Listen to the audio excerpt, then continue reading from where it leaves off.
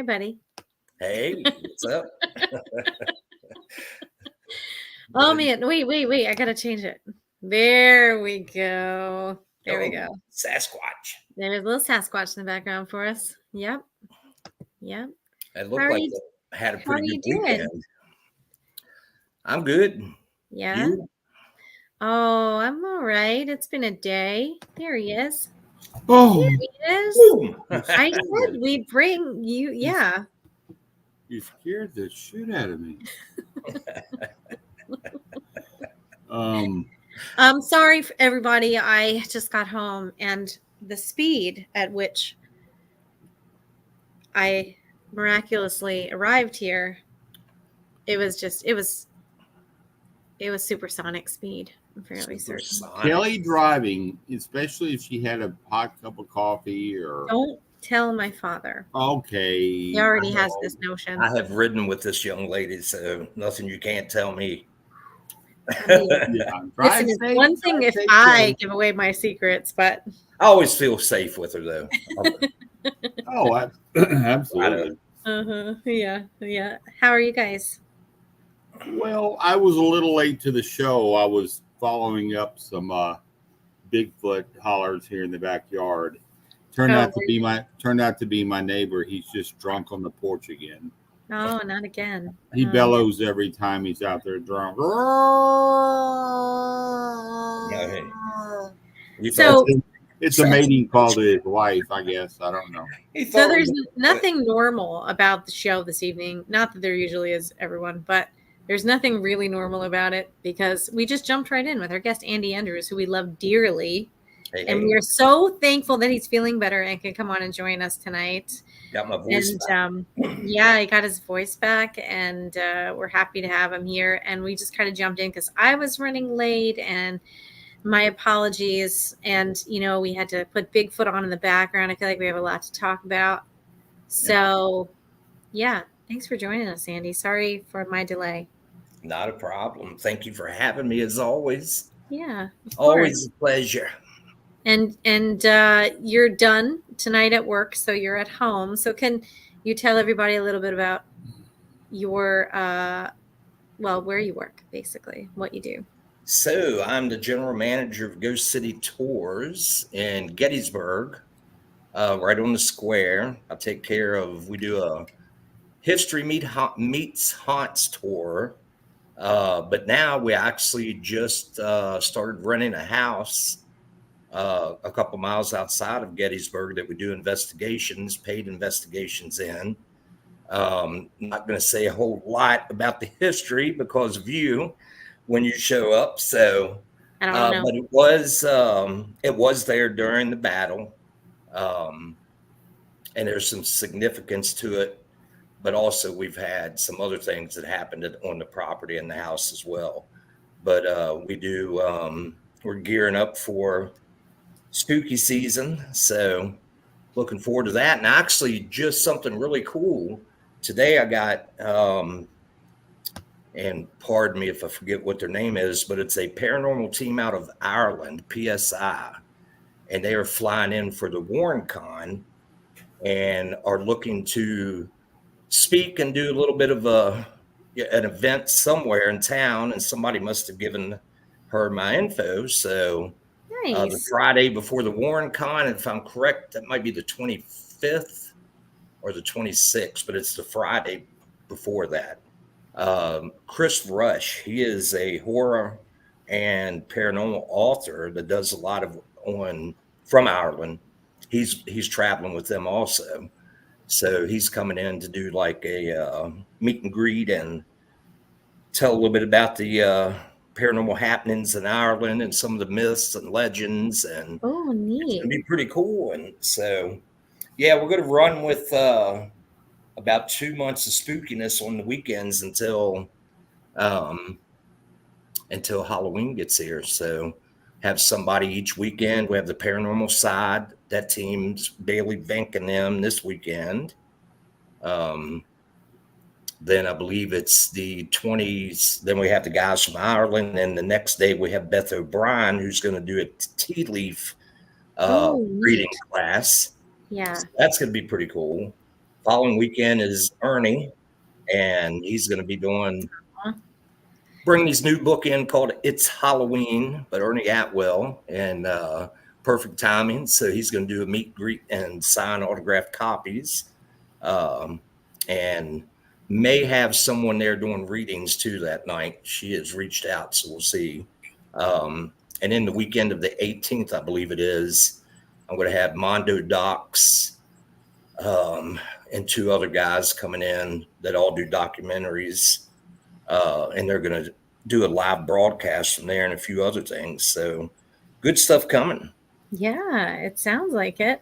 Busy. Now, I know I don't want to hear the history of the house that you all are doing investigations through. Right. There on the battlefield, but can you tell us a little bit about some of the experiences that you had there? Since we've been there, we've had quite a few disembodied voices.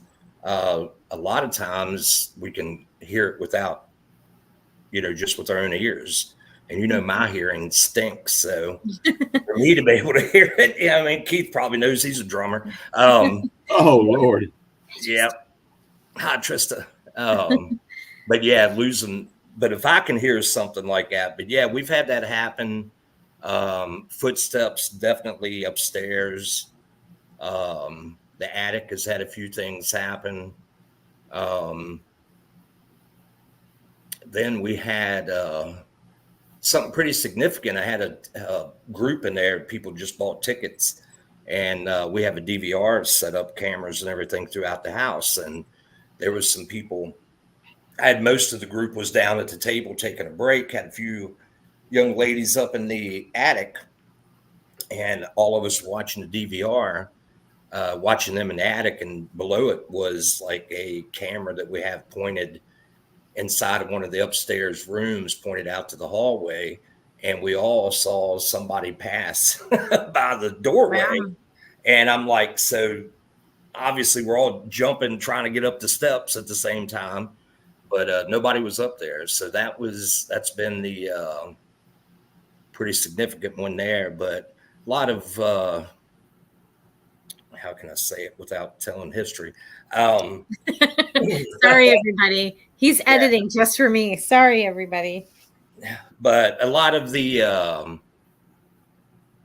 things that people have talked about prior to us even getting the place, what they're telling us that they've seen or had happen, it's actually we're seeing it and it's happening with us. So it's pretty cool. The boss, he went big and bought like all the new techie stuff and everything for us. So we have a pretty good setup. We got Ovilus, we got a FLIR, we got some of the newer laser systems they have set up, a bunch of EMF detectors, millimeters, pretty good EVP recorders, and full spectrum cameras. We got a couple of them now. So it's pretty cool because we have also the property that's right beside it, which is a couple acres that has some pretty big significance to it. And it's wide open, so we can actually use the FLIR and scan that. It's across the street from a cemetery, so we scan that a lot as well to see if we see anything. But so it's a cool spot. It's only about 2 miles from the square, so not a very long hike at all. Are y'all going to have cameras, Andy, that with the night vision and so forth that are going to be just looping there, just possibly, I don't know, recording or either in the the hot spots, the hallways, and the reason I say that is the times you guys aren't there and you go back the next morning, having your coffee and like, wow, look what we've documented. Yep. We're already set up like that. Yep. So that's really cool. You might be able to see then on that apparition that if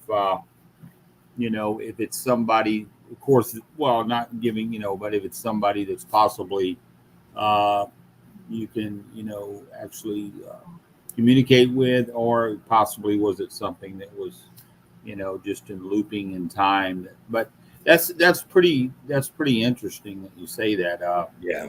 Such a rich history around all of that area, and how it just one ties to another to another to another, and the more you investigate, the more you find out of how, oh wow, well, this,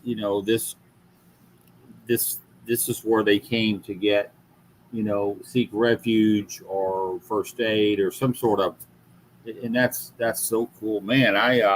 I just pitter to think of the fact of all the places that there are there to investigate, and I've barely just, you know knocked on the door of everything that's there. That's wild. Yeah. Can't see the people. What they're doing. Oh, Well, Phil says he loves new tech, and I was going to ask you because I 2 out of 3 of us tonight, I'm the odd person out with when it comes to like tech equipment, but I think I have an idea of Keith's favorite, but he can share his too. But Andy, I want to hear your favorite piece of tech because you are also into the equipment. wow. I do like the full spectrum camera. That does bring up, it brings a lot more out than what you see with the naked eye, especially at nighttime. Um, I don't know. I mean, be honest with you, I'm pretty old school. I mean, like, something like a REM pod or something like that, and an EVP, or, just a good recorder. But also, I'm starting to, now that I've put some effort into learning it completely, the EDI. Um, Yeah.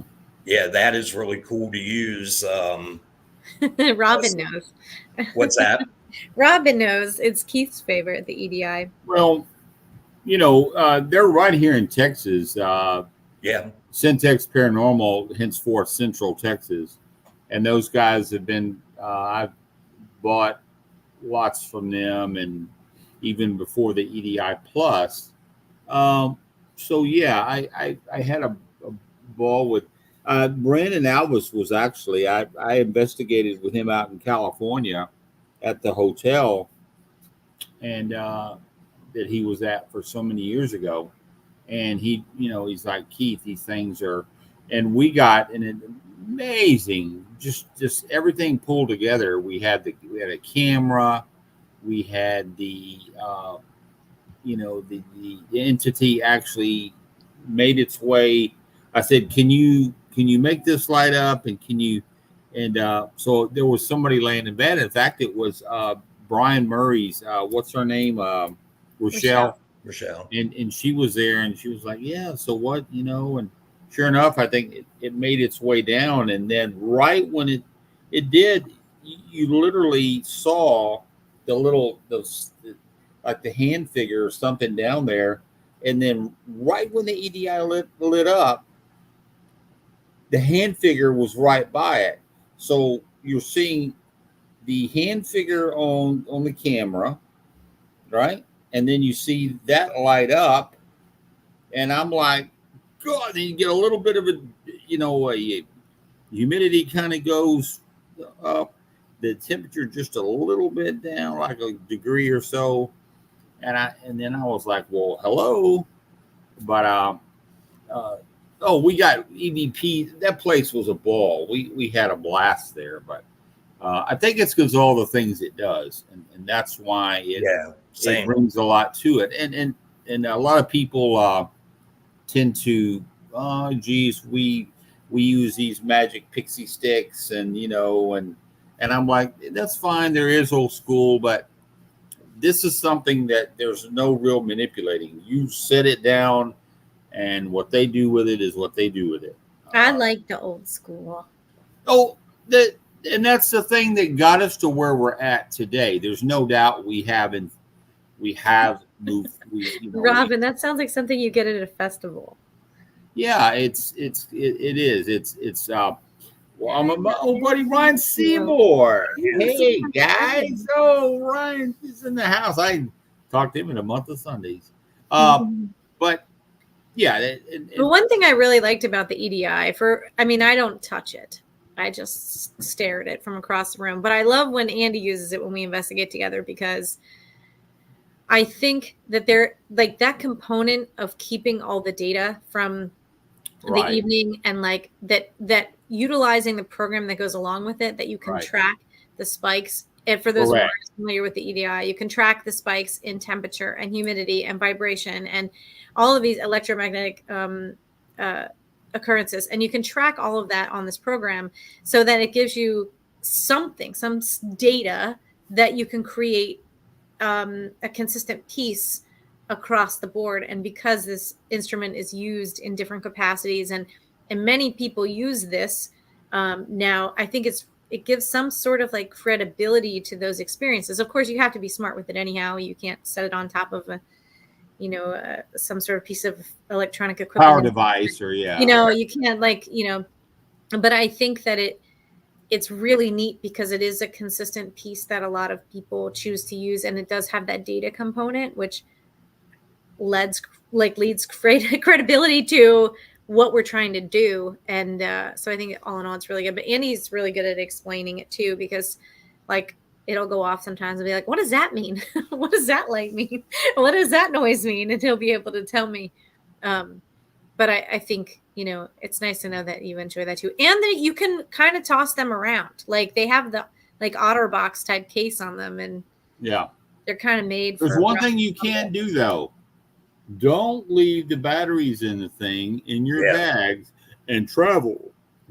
And then you have them where it's turned on. It can fry that component, and it leaves it where it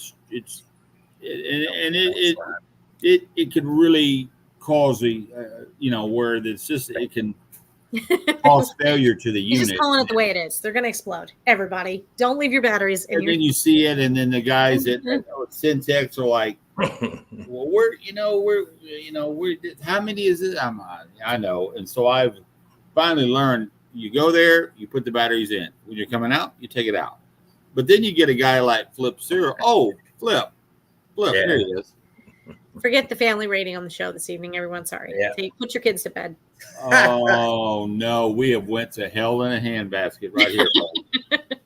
Flip Cyril's is in the house. We love you too, Ryan. Thanks for stopping in. We do miss you. Ryan. Yeah, Ryan, super smart guy. He does a lot of stuff out there with some filming himself. And if you never, just chatted a little bit with him, I think I investigated with him out at a place way out in New York, or good God, but yeah, super smart guy too. Wow.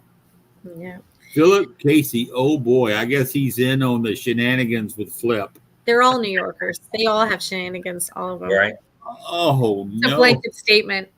Well, I tell you what's pretty cool with the EDI that somebody showed me was actually it was Brandon Alvis and I were talking. Yeah. And I lay my EVP recorder beside it, and you can log what you're getting on the EDI, and you kind of run that together. I finally learned how to use the program that you put the SD card in, you run the program, and if you pick up an EVP, you can look exactly at the same time on the graph with the EDI and see if there was a change. And every single time that we've gotten something in the last couple of weeks, the EDI shows a change, multiple different things. It's showing pressure change, humidity, EMF on it, temperature. I mean, it's always something that's different on the graph that goes off at the same time that you're picking up the EVP. So that's kind of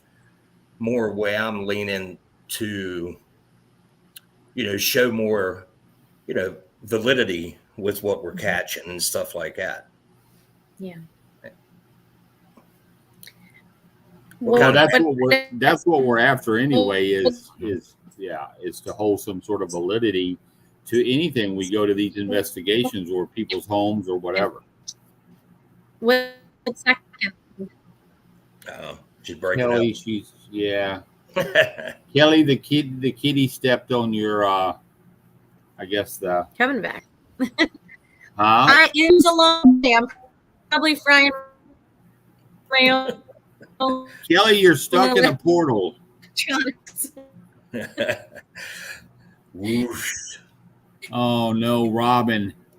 Hey, speaking of that, Andy, your Eisenhower Bridge has really been getting some pretty cool things coming off of it. is that the one that they call the Suicide Bridge. yeah, I got a picture there I could send you. Yeah, I remember that. Yeah. And I got to tell you, we there's dude that place uh is Over She's Kelly is a robot you now. know. Yeah. Oh, So yeah. This is what that happens after a long day. I just frog my I own electronics. It's great. I like that bridge. I think it's probably got a little bit more to it than going over, to the other one, and there's so many people there that just make it so it's congested and people and everything else. So yeah, it's pretty cool to be able to live right near it. So we'll go out. We close at 9 o'clock. I'll stay some nights, close, and then we'll go out and hit Saks or both of them. And usually during the week, right now, it's kind of not too bad. So we get lucky getting that. But yeah, there's been people coming back in the store showing us pictures of Eisenhower Bridge and look what we picked up. I've seen some pretty cool ones that's come off of Saks lately too. So I guess there must be a timeline. There must be a time and space there when it's just really. I guess it's active. I guess it's. But so many people, I think, have brought things there. I mean, you hear about this witchcraft and this other things that people have summoned and went and everything else. And I'm like, well, Andy for our documentary, but he was busy. Maybe part 2. Well, if anybody you'd want to be a part of something very cool, incredible, is with Ryan, folks, for sure. Absolutely. Yeah, I think I was sick then. I'm pretty sure I was. I know. We need to put you in a bubble. I was going to ask you though, because you and you're not just the company that you work for, but you as a person, you've done tours for other places and you've helped orchestrate events and things at other haunted places. And something I was thinking about when we were having you on tonight that I think, as well as we know each other, is a question I've never asked you. Oh, I know. Dun, dun, dun. Ah! But a question I don't think I've ever asked you is when you have people, like people in the chat or people watching, when they're looking for a really great tour or experience, or whether it's a walking tour, whether it's one that they can self-guided, when they want to have an experience at a place, or they're checking it out with kind of like that healthy skepticism in mind, and also want to know maybe a little history, like what are some things that you recommend that you can tell are like characteristics of a good quality tour or experience for everyone who's interested in that? Trust but verify with Andy. History. You want to know the history of the place, maybe true history, like the real history. Being in Gettysburg, I kind of go outside the store and sit and listen to some of the other tours because we're right on the square, so we're right beside the Lincoln statue.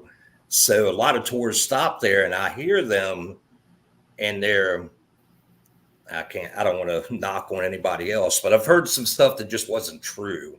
Yeah, it makes it more exciting, you know what I'm saying, tour. But I think when you're looking for something to experience good credibility of what these, like Mark Nesbitt, I mean, he's been in town forever.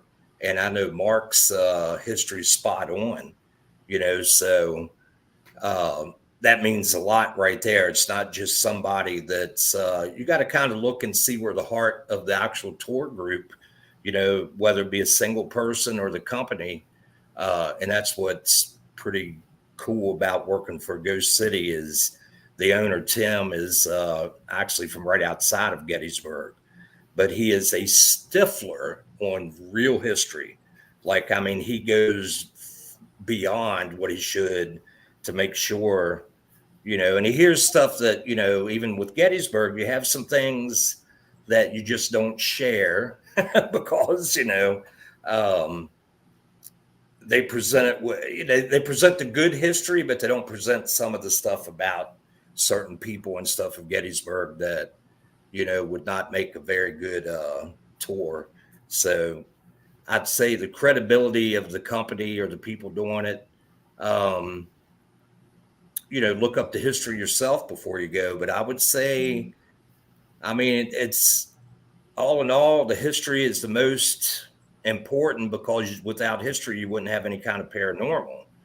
And if you're trying to do paranormal, um, look at what people's, experienced already. And that's what's pretty cool is to have a good tour would tell the history. They would tell paranormal happenings that's went on there, and they would give you time to take pictures and stuff like that. And that's what it's all about is just, what you say, taking notes during the battle. That is just wrong. I mean, he was a drummer too, Keith. I didn't Who's know that? that. Mark Nesbitt. Oh, okay. He's got some stories, man, that he's told me over the years. Yeah, he actually opened up for James Brown. Had an Oh, wow. opportunity to do that one time when James Brown wasn't very big, but that story's funny. But no, with tours, I would say credibility of the company or the person, the history to make sure that's spot on, and then they have some tours in Gettysburg that they actually go in to some of the haunted places. So it's all on what you want. You got the Farnsworth, they take you inside. You got the, the orphanage, Jenny Wade House, they go inside those. And a good tour goes places that maybe others don't. And that's why I really like our adult tour, because we go off the beaten path and take people down side streets. And, a good tour company tries to go after stuff that's not told over and over and over, if that makes sense. Right. But yeah, that's the thing with a good tour. It's history, credibility of, the company or the people. And I would say research and see what, like with Mark, obviously he was a historian. He was also a battlefield park guide. So what you're getting there is pretty cool. And then you got Tim that owns our company, who grew up chasing the history of Gettysburg, and he was a huge skeptic. He didn't believe in paranormal until some buddies of his took him on the wheat field one night, and he was there to make fun of them while they were investigating. And he still hasn't told me yet what happened, but changed his life, obviously. And so much history around there, so much everything. I mean, it's, so that's what he decided to do. He wanted to start. He worked at Old South Pittsburgh Hospital. Oh, wow. Yeah, he was there for a couple of years, I think. It's like their paranormal guy that did investigations, also history and paranormal walks. He used to actually stay in that hospital like a week or two at a time. He would have food ordered to him and another guy, which is kind of crazy, but they wouldn't even go out to get food. They would have it delivered to the front door because he wanted to engulf himself. He wanted to have what he told me. I wanted to have the same experience I did on the battlefield. Mm-hmm. So he must have saw something, or, like I said, he hasn't shared it with me, but yeah, he went straight from skeptical, making fun of investigators to now he's a hell of an investigator. I got to investigate with him. Yeah, and his view on things are pretty sharp. Hits a lot where mine does. So I had an idea for a field trip. It's a place that you used to know very well, but it's on my bucket list. And I was just asked about it by someone, I think, who is still watching the video tonight. And I think that we should go to Trans-Allegheny. Yeah, I'm with you.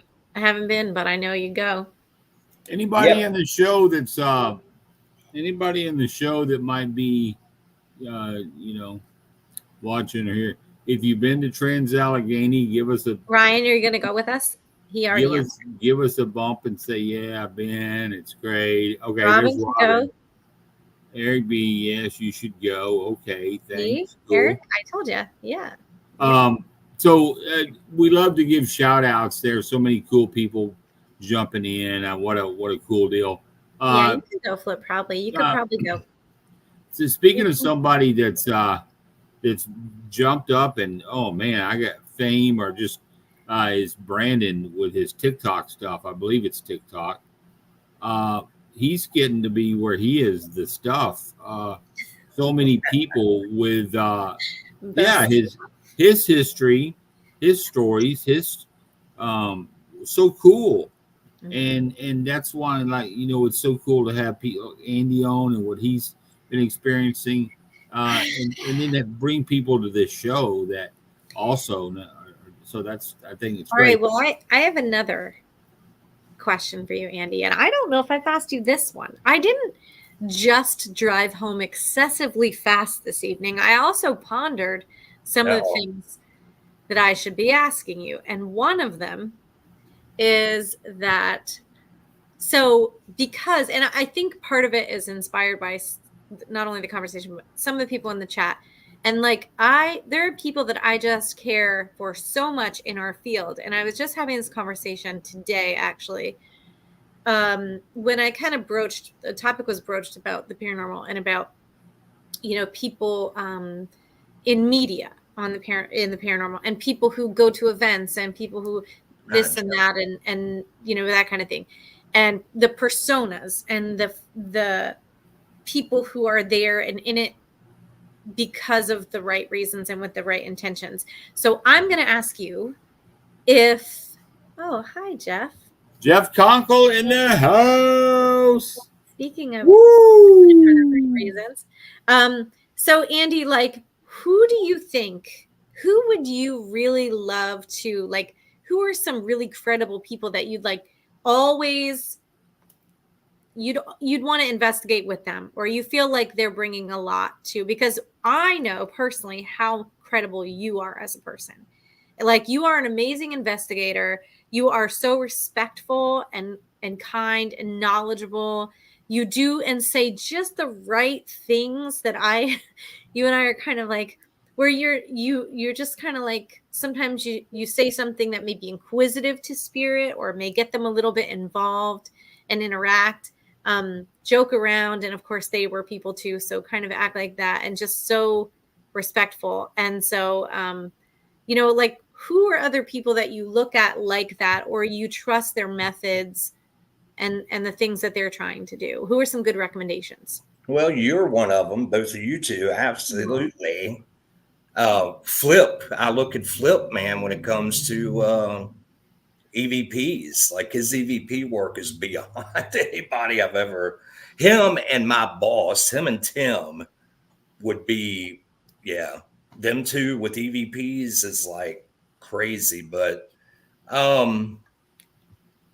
there's so many of them out there, but I would say Brandon Alvis, I've really, man, have gotten into, and that's not because I know him personally, but because he goes as far as you can possibly almost go when it comes to investigating, but he's very methodical, but he's very respectful. And that's a big thing. I cannot say that enough. I actually spoke at the Bash this year, and that was what my topic was the law of relativity and how we can use that with when we're out there investigating, and kind of what it sums down to is what you put out is what you're going to get back. And if you go in with an attitude and tough person and stuff like that, then you may not. I look at it like this: if somebody come in my house and acted a certain way, I wouldn't talk to them either. You know what I'm saying? Kind of the way I look at it. But then when you got to be stern. But yeah, Chad Kalick is another one. I don't know if you guys know him or not, but Chad is he was on what was that, Paranormal State. He was like um thank you, Trista.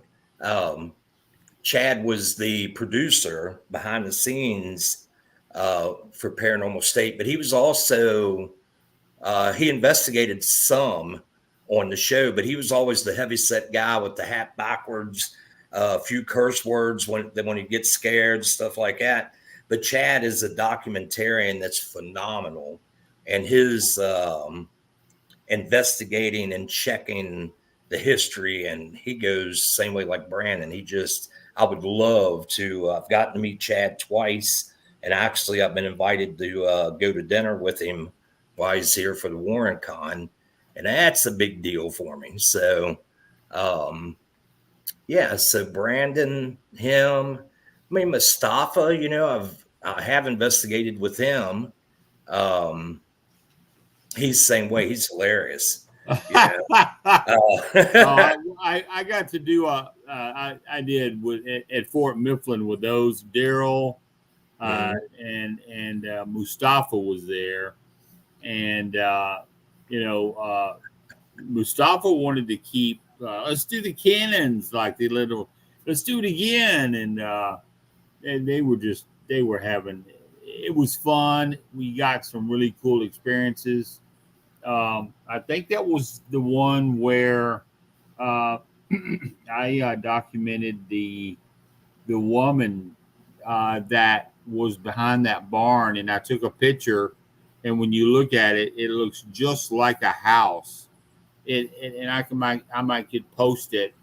But so when that picture come up, and I was just taking the randoms, kind of just back and forth, and you heard the "Who help me?" just like that, and it was loud enough to where I went around her like I thought somebody had fell or something, or went around there, and then I was taking the pictures and got that one particular picture. But wow, yeah, that was a fun night for sure. Well, I think Andy's like, you're just so good at capturing that evidence because you're so inclusive, which is a goal of mine. And I think like when we investigate together, it's very similar, but like you're very inclusive of the spirit. So I remember when we were at Greenville Manor, and we were the only ones in the whole place. Yeah. And I was doing a little video clip, and we were openly hearing like the music box. Do you remember this? Yeah. Yeah. And Oh, yeah. we were the only two in the whole place. There weren't even any music boxes. And we were we didn't take those. They weren't in there, but with our own ears and on video, I still have that of just standing in there. And I looked at you and you looked at me, we were like, and we were just talking about how beautiful the place was and how there must have been dancing and music. And, from the ethers, we hear this music box music. And that makes you wonder, do they, and you think, is it just looping? Is that just coming back? Is it residual? Or do they like, oh, I can play some music, and then boom, they go into the little, dun dun dun dun dun dun dun dun. Well, it had to be that because literally it didn't happen the rest of the night. Like just when Kelly was talking about it, when we were talking about it, and we would step out in the hallway. Remember that? Step out in the hallway, and we could hear it, and then it would stop, and it would walk back in the room, and it would start again, and it was like, almost like, that was really weird. That place, it's sad that you can't go back in that place anymore. Well, for now, but that was one of the incredible. Sean Austin, as much as I love laughing and joking at him and stuff, his heart's in the right place when you're investigating. He has some sides to him that get a little loose, but and Chris Mendez is another outstanding go Chris. And, technologically, he's a really, really great investigator too. Like, I mean, there's so many of them out there. Great with tech. Yeah, there's so many credible, good people out there that I want to say this without making enemies.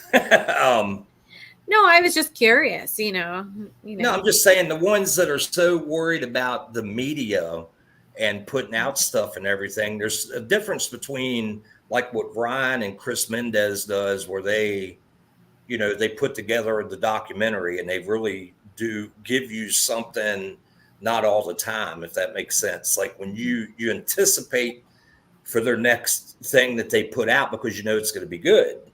But these ones that are doing it, like daily or something like that, sometimes I question the credibility of them, because how can some people have paranormal experiences every single day? You know what I'm saying? So it's Well, that's so true. And yeah. sometimes you just got to call it out how you call it. And if it makes them cry in their Cheerios, and so be it. Because at the end of the day, the ones who we work so hard are the ones out here just creeping by. The ones who, oh, I'm on this show and I'm on this show and I'm going to be on this one, and you're like, yeah, I mean, you did what? What did you tell me you did? And I'm, oh, come on. And that's, and then this vampire, and then he took me in, and I was trapped in this cat. Oh my God. But these shows, they eat it up. That's the scary spooky that sells. So, yeah. And we know as the real folks out there doing what we do, that that's a bowl full of bullshit is what it is. And we're not going to eat it. Texan phrase, everyone. That is a bowl. There are certain bowl Texan phrases. Bullshit. Yeah, there's certain Texan phrases between the Texan and the Virginia. Like the accents are strong here tonight. I just have to say, but Ryan, I think that's a great idea. Like it that's is. a great idea. And electrostatic meters are awesome to have. I've got a guy. Look at this guy. This guy's got. You go into Ryan's little. He says, "Welcome to my lab. This is my equipment. I welcome you." What a good buddy. Oh man, he's. Yeah, we miss you, buddy. Oh, Ryan, yeah, he's. But yeah, I think that's the part that's so important, is that consistent piece, because that makes everything that's done more legitimate, and I think that even ties back to the people, because those are the people. Those are the people. And Jeff, he's giving away that would be cool. Well, if anybody could build it, Jeff, it would probably exactly. be That's what I was you. getting ready to say. He's probably already built one. That's why this he's guy. I'm Jeff Conkle, the mad scientist. Yeah, he's it's already. It's mine. Like it's another. I don't know. But to have people like him in the business, it's the go-to guys when some of the top people in the biz are calling him. Told you. I told you. This, if you could dream it up, Jeff's gonna build it up. He's gonna hey, that's cool. I think you know what? I think I can do that. And he scoots away to his his room, and he's off doing it. I adore Jeff. He goes, "Oh, I'm thinking about doing this," and I'm like, "What if you did this?" That's cool. Oh, yeah. Well, talking about, I'll tell you a funny story about Brandon Johnson. So, Brandon gummy bears. No, I have, obviously the company I work for, we have 26 other locations. And my boss last year, one of the bosses hit me up from St. Augustine. No, I'm sorry, Savannah. And she's like, we need to get this guy into Gettysburg. I think you're the closest, I think she said closest location to him. Check out this dude's following, blah, blah, blah, blah, blah, blah. It's the ghost guy, Brandon Johnson. I started laughing, she was seeing him in Savannah. And, so I sent her back a picture of Brandon and I was like, yeah, Brandon and I are decent friends. She's like, no. And I was like, oh yeah. But I sent Brandon a message. I was like, hey man, you're growing. I mean, they were hearing him down in St. Augustine and Savannah. Oh, absolutely. And that was pretty cool. But yeah, these people out here building stuff like Jeff, man, keep building things. That's what we need. The more we can prove existence of something that we can't really physically, they could physically touch us. But I do. I agree. I think Jeff is a breath away from eventually building that century piece of equipment that is like the dimensional, here we are, here they are, and you have a way to, with a television or something, to have it to where you see their figure in form, and even that there's a way that we I'm can waiting for him to weigh in on this. we could actually I'm waiting for Jeff to weigh we in. could actually hear them, like, David, how are you? I'm fine. How is it there? Listen, I'm just warning you, if I go first, I'm throwing glitter out the portal in your home. Right. It will be me. Hey, I tell you, man, That's a collective blanket statement. Glitter. We'll know if there's glitter from the sky, Andy. That's Kelly. That's right. Yeah. Yep. Have you ever? I know Kelly has. Have you ever got to witness or set in on a Staticom session, Keith? I have not. I have not. You would like that, Keith. You would. Ron and Lourdes. Their method of communication with that program is really. It's really interesting. Really, it's a throw off of the. What was that Einstein made, or was it Einstein who made the? Sorry, John, I lost it for a minute. I can't remember. That would be cool. I bet you Jeff could do that. Who made what was the dead phone? Was it Tesla or was it Einstein? One of those two made it. But anyway, that's where they got it from. But they had a symposium in Gettysburg about 2, 3, 4 weeks ago, and Ron and Lourdes came in and set up Staticom after hours, and we had some. Yes, it was Edison. I think it was Edison. That's who it was. It was Edison. I'm sorry, I was way off. So anyway, we had. I can't really get into it because it's kind of private, but we had somebody that owns an owner of a very haunted place that's known for like pretty bad energy.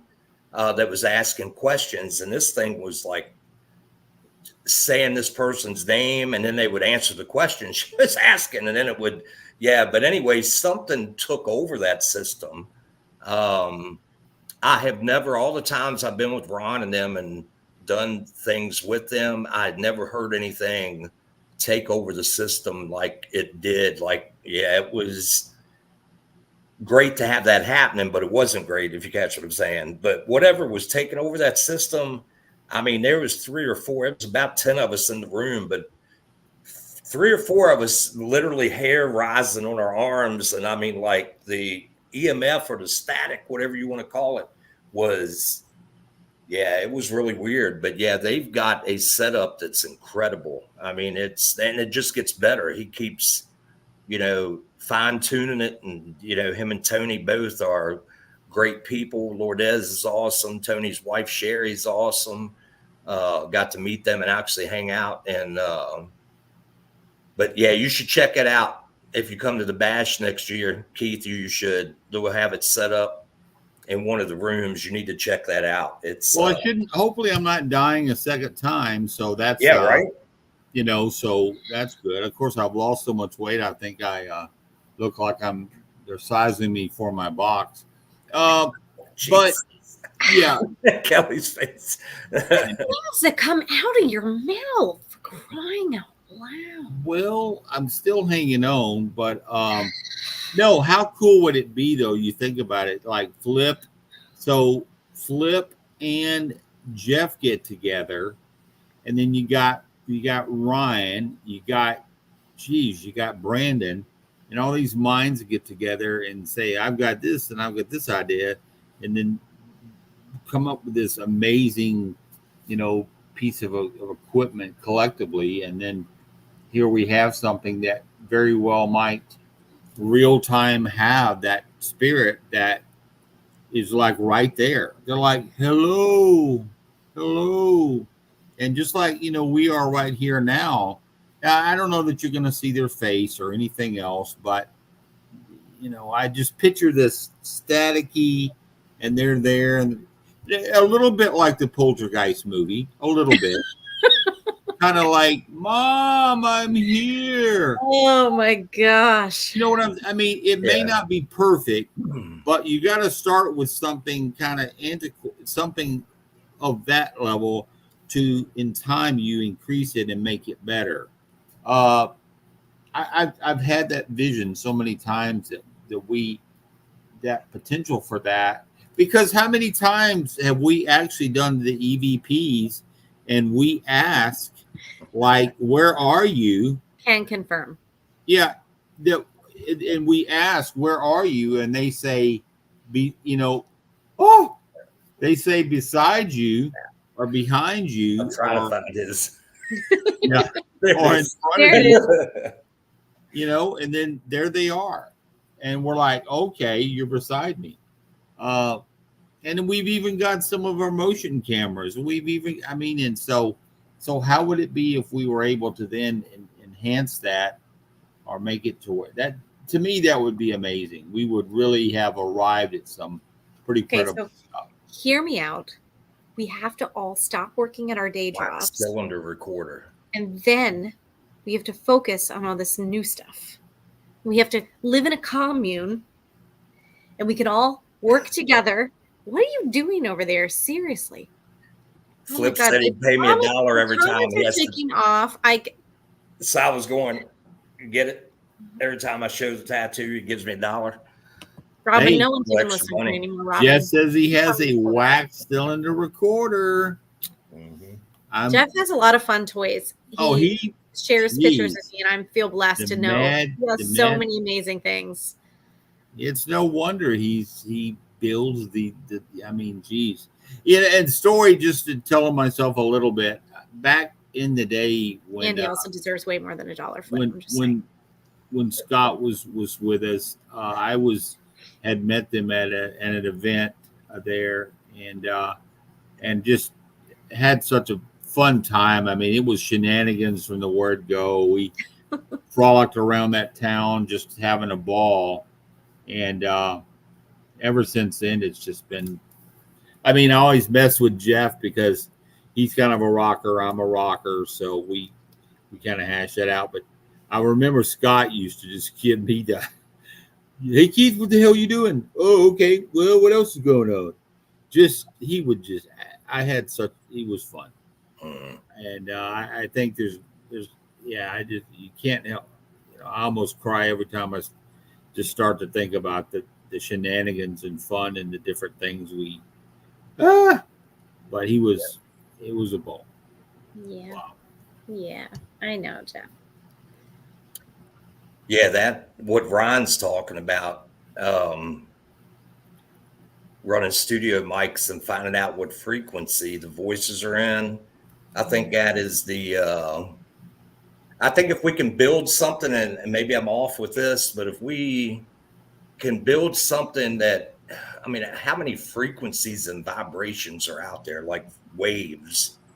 Then I think that's what every piece of equipment almost we use, that's what it's trying to pick up. And if we could actually nail down, which I think it would be almost impossible, to get the frequency that they are on, but they're probably all across the spectrum of frequency. Heard a guy talking at the bash actually about building something with different crystals in it and all this other stuff. And I was like, millions exactly. And it's like, but Cody DeBise, he does the same thing, Ryan, where he actually walks with used to use like a 4-track, like the old reel-to-reel 4-track, and walk with it with a regular just speaking microphone and walk. And he had like some program that he put it on that would run up and down the frequency, and he could tell you, like, he was doing it real time, but he wasn't looking at it until later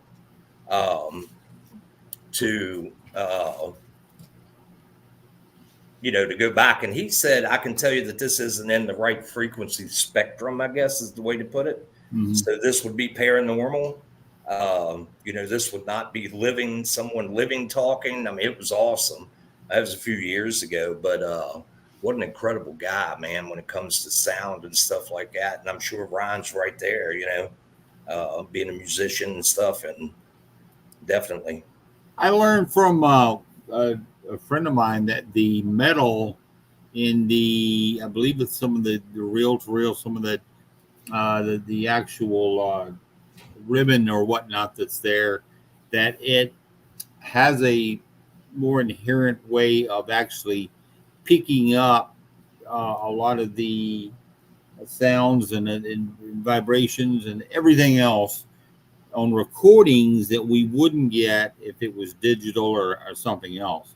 And I will tell you, I've done a lot of the old school little mini disc and went and recorded and had those and just walked right in rooms and just been like, hey, hey, I'm Keith. What's your name? And next thing you know, you give a little bit of time, and it's just like the longest was the one at with Bob and Gina at the place they do their Paracon at Penhurst. We had a 20-minute, legitimately with 9 other people that was with me, 20-minute time of talking to a spirit that we would ask a question, she'd answer.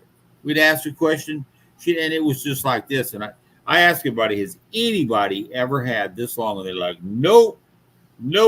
And I will tell you, that was amazing.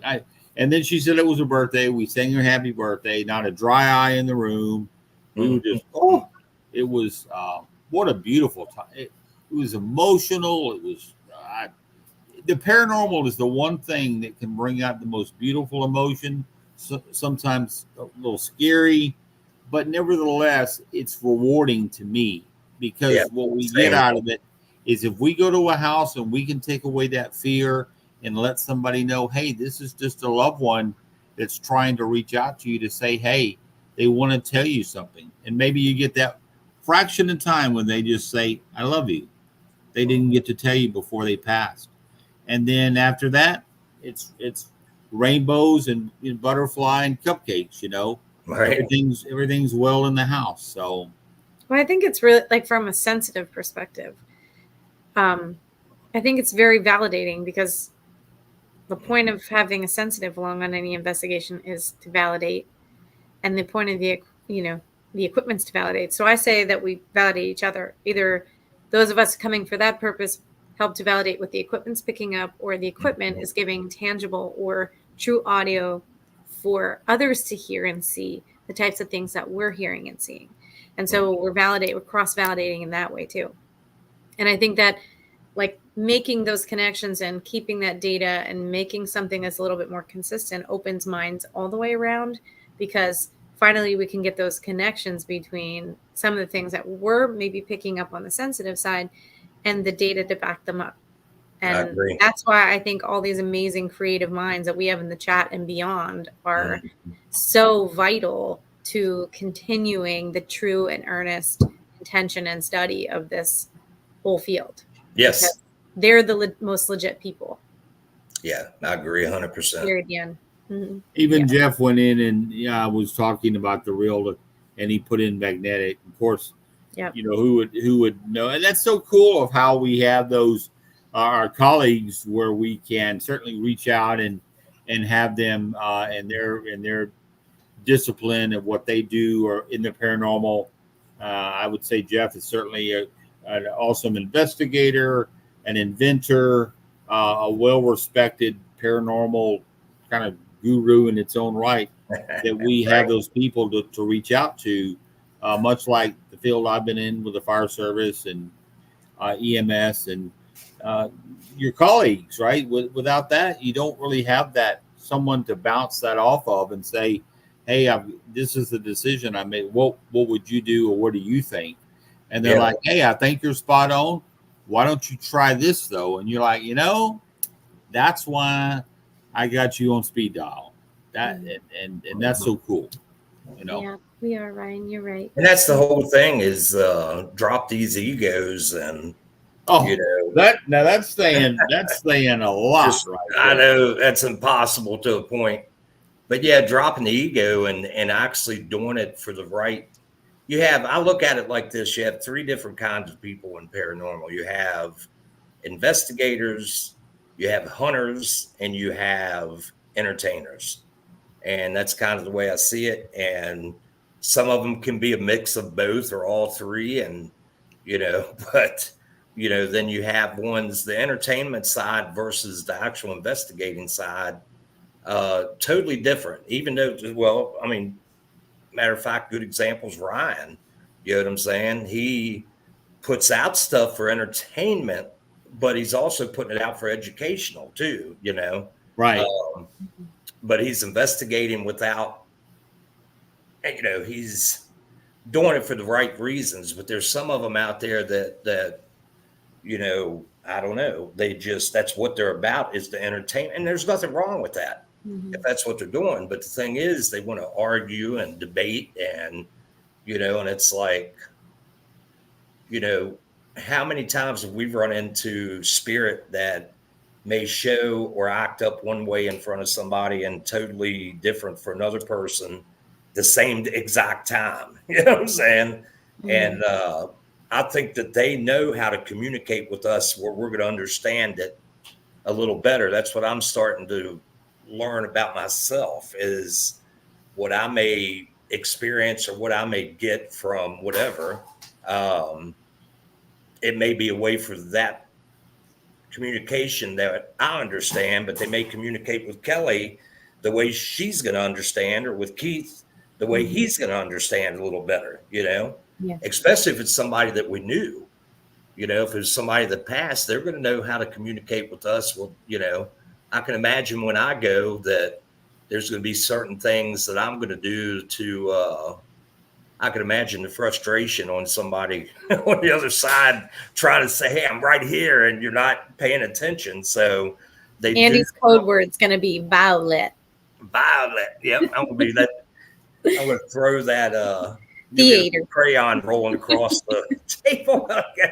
You really want to get an idea of what a spirit or might have thought about a person prior to your entering that room. When you hear, "Oh, I didn't get nothing. It's BS. There's nothing in there. This is just a big hoax."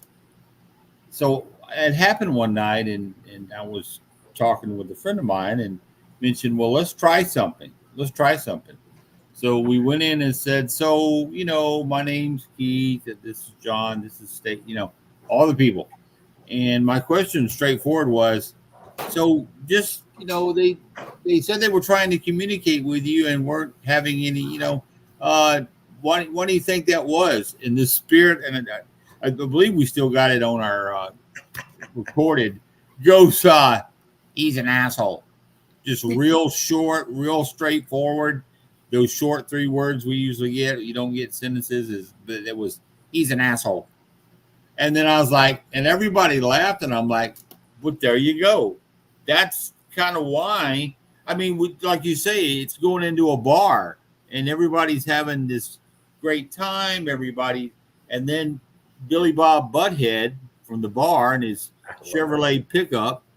"Well, I'll tell you what, I know everything there is to do about the paranormal." It's not a sponsored show, everyone. It's not a sponsored show. And Billy Bob Butthead, there's another one.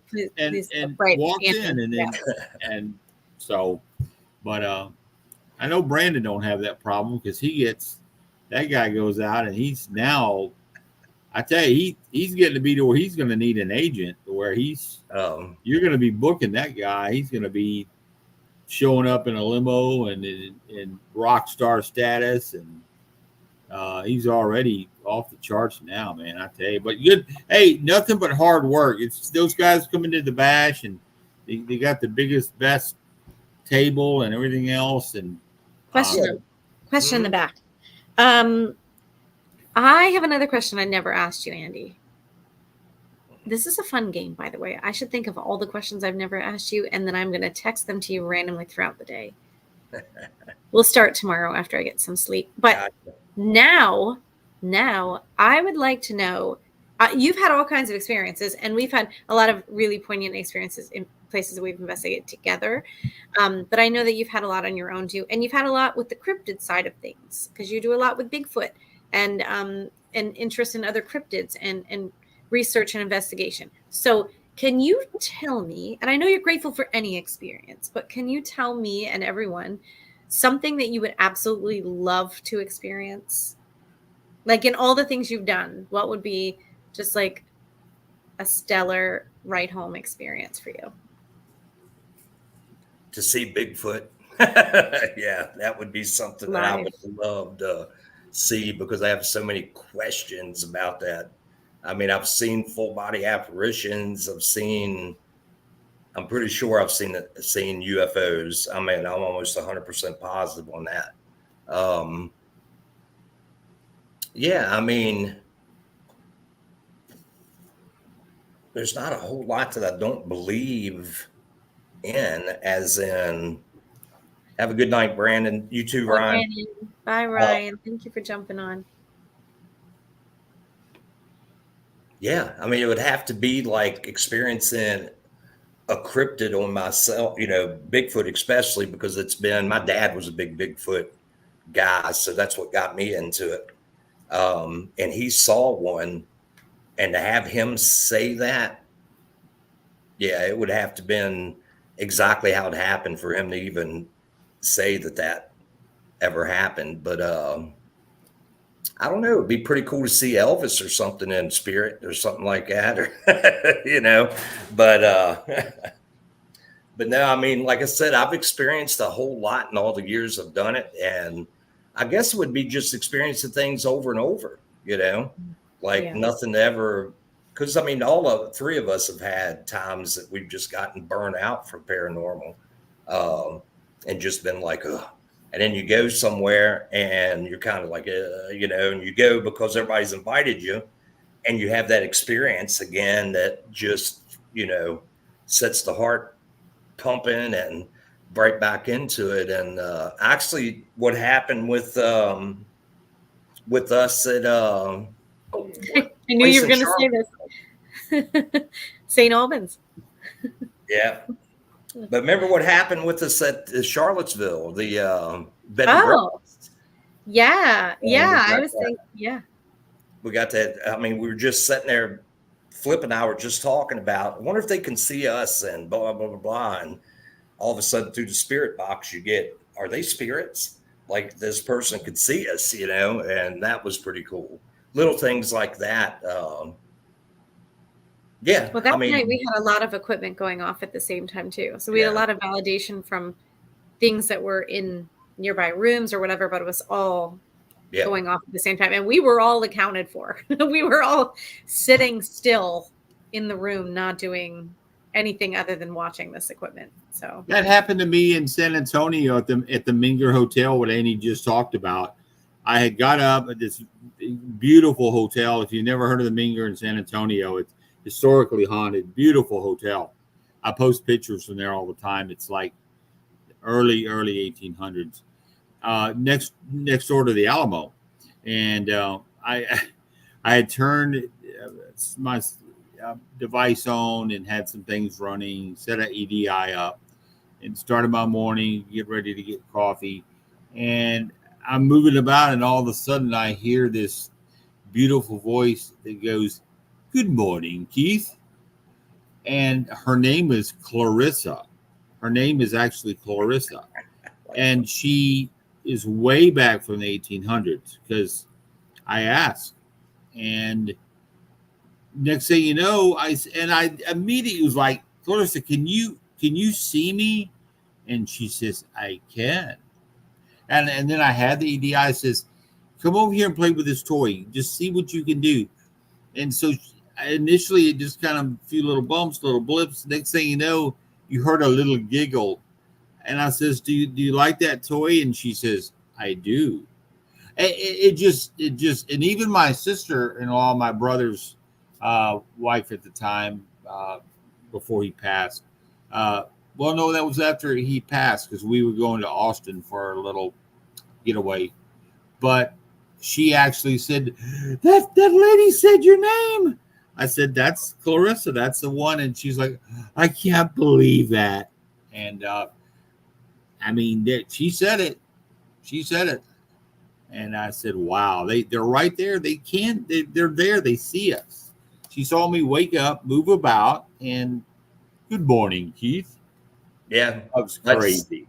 Yeah, I gave the keys during the bash weekend. I was doing the Hoffman Mansion investigation, leading that, and I gave the keys to Mendez and Sean Austin to go out to the house that we have at Ghost City, and they came back and was like, "Well, Chris called me or sent me a message, and he was like, man, the spirit box, all kinds of stuff just keeps saying Andy." After Andy, like over and over. Then I had another group out there that was with a different employee of mine, and they're like, I don't know what's up, but it said your name like 4 times, and I'm like, oh great, I've made some kind. But I go out there and sit and talk to them just like they were sitting right across the table from me, and maybe that's what it is. But yeah, they definitely see what's going on. I just think that where the problem is just getting that right communication. Is there a time lapse? Is there, different frequency? Obviously, we can't hear, just like a dog whistle, something like that, But there's just been too much validation, like you're saying right there, that definitely, man, what I'm saying? It's really weird to hear your name being said. Oh, Yeah.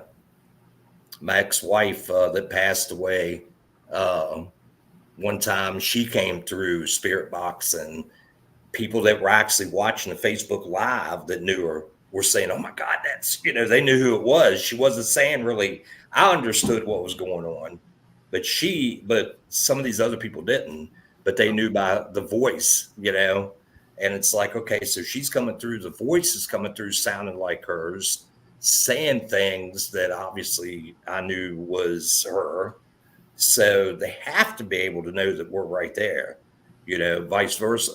They just got to know. I mean, I know that they're there. It's just, Well, Robin's right about what she's saying. It's the norm at her house. It's like the Robin Kell Airport.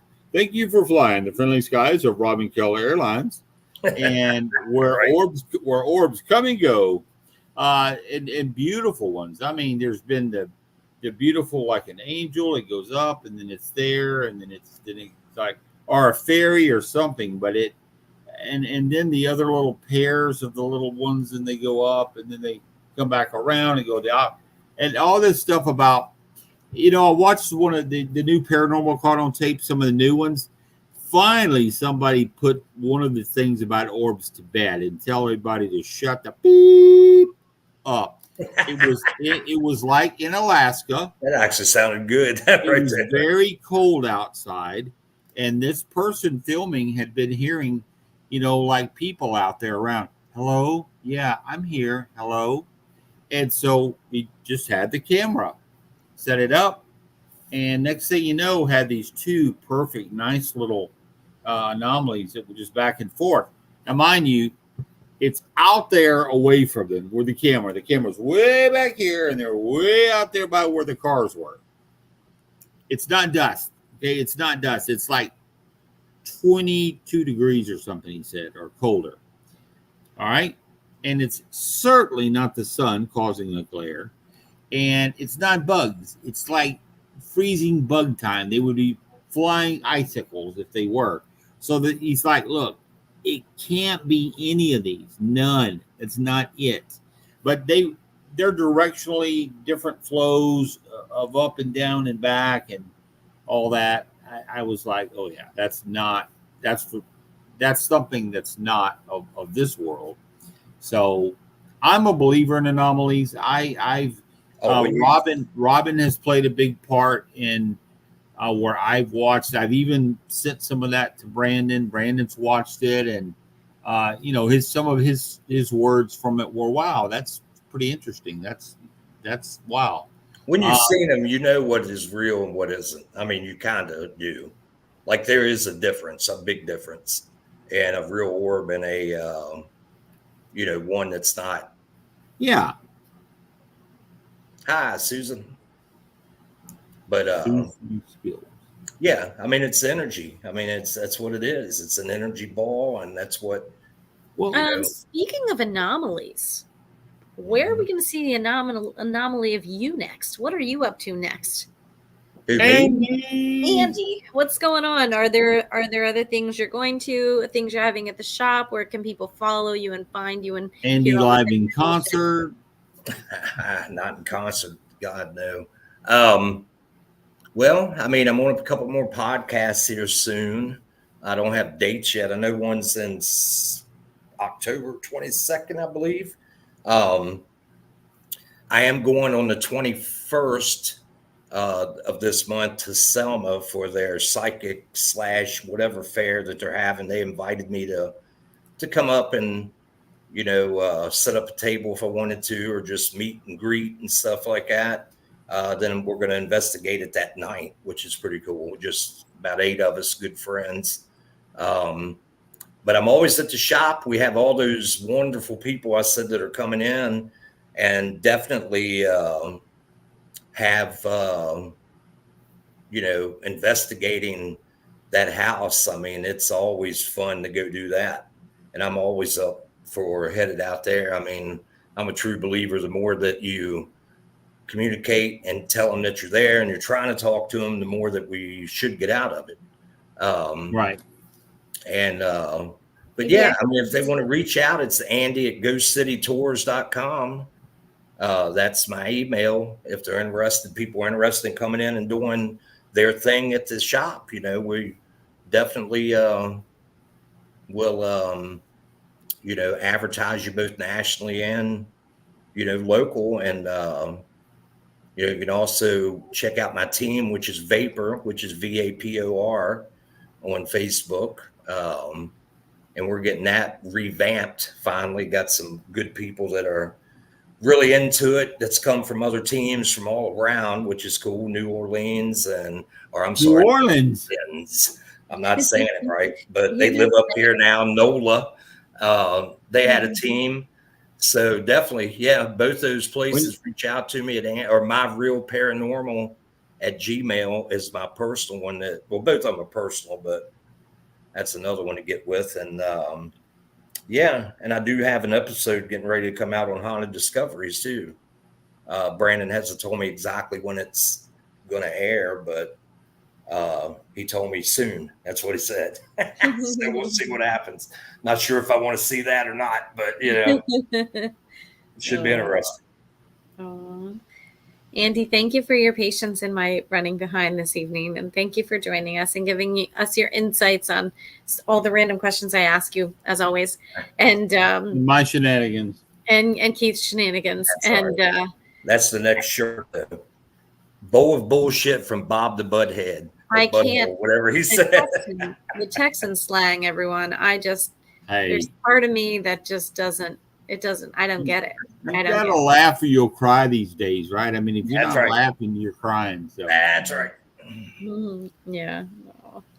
Well, guys, thank you so much for joining us all, and we're just gonna say goodnight because we started with Andy. We're gonna end with Andy for the show tonight. So before we close, Andy brought up one city that is really New Orleans, folks. If you haven't been watching the news or the weather, there is a nasty little storm that is making her way up from the very bottom tip of Texas along up more easterly towards New Orleans.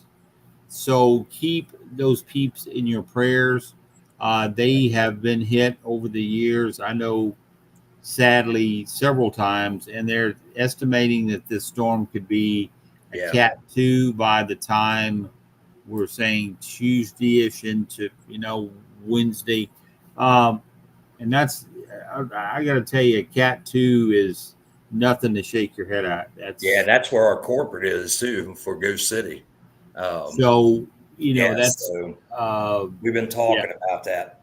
So just think of those peeps with that and the prayers, and that they are able to get their loved ones maybe out if they need to, and then go from there. But thanks, Trista. Thanks. Oh man, all the people, Same Jeff.